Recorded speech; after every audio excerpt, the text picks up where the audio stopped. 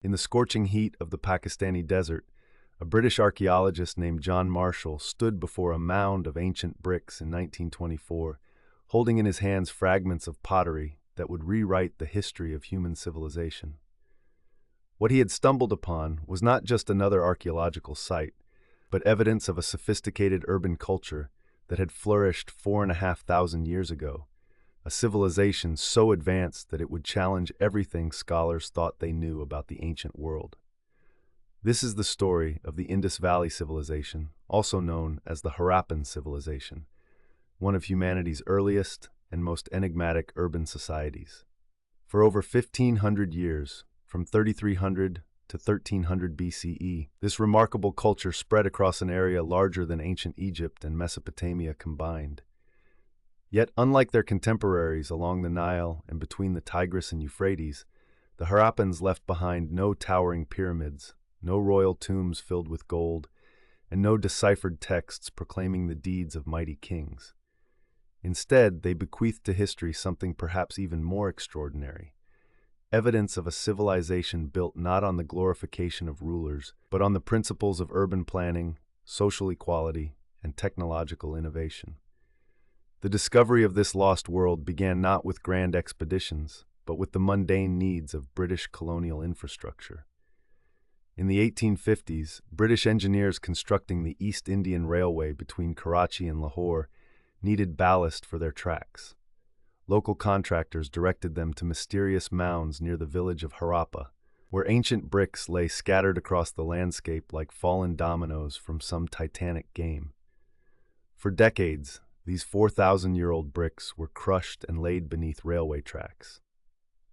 It wasn't until 1912 that J. Fleet, a British civil servant and amateur archaeologist, recognized the significance of a small stone seal bearing strange pictographic symbols.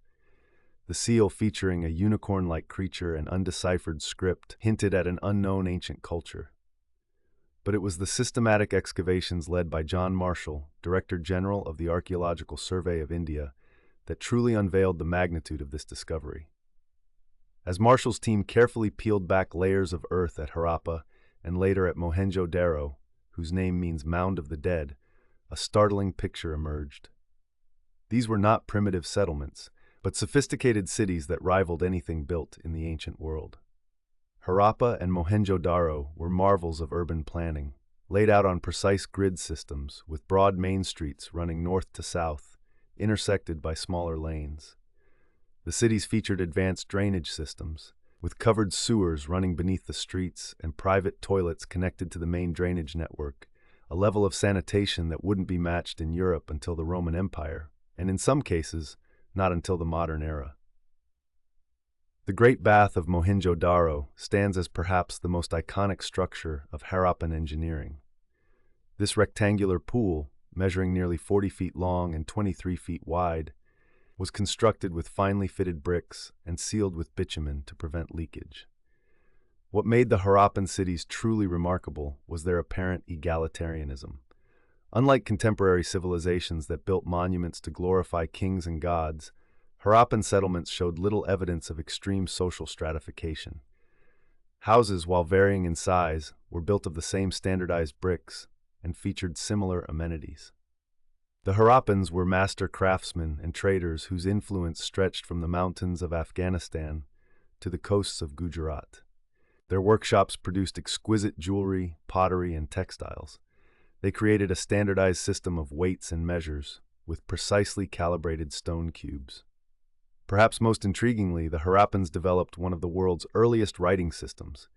Thousands of seals, tablets, and pottery shards bear inscriptions in their undeciphered script, short sequences of symbols that have frustrated linguists and archaeologists for nearly a century. But around 1900 BCE, cracks began to appear in this seemingly perfect civilization. Archaeological evidence suggests that the great